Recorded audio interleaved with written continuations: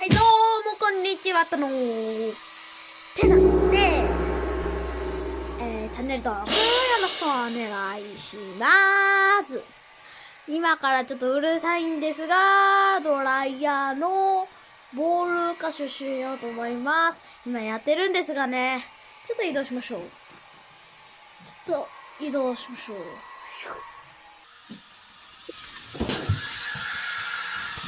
はい、来ました。こちらですね、今ちょっと弟のアキがこの浮かしてるんですよ。はい、これ風によって影響を受けてるんですが、これを斜めにしても浮きますと。なぜか原理は分かりませんが浮きますと。ちょっと今暑いんですが、熱風なので、ちょっと飛ばしましたね。はい。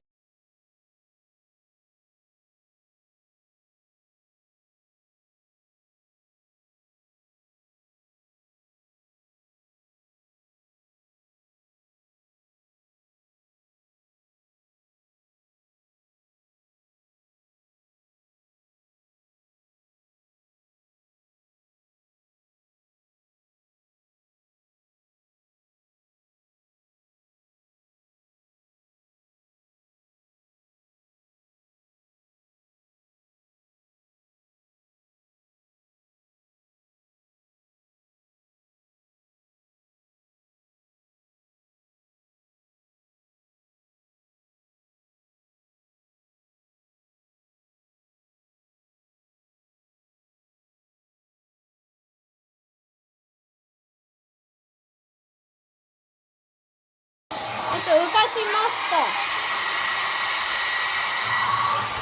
はい、ちょっとどこへ行ったんですが、大丈夫ですね。これ、発射とお疲れ様です。はい、落ちました。はい、このボール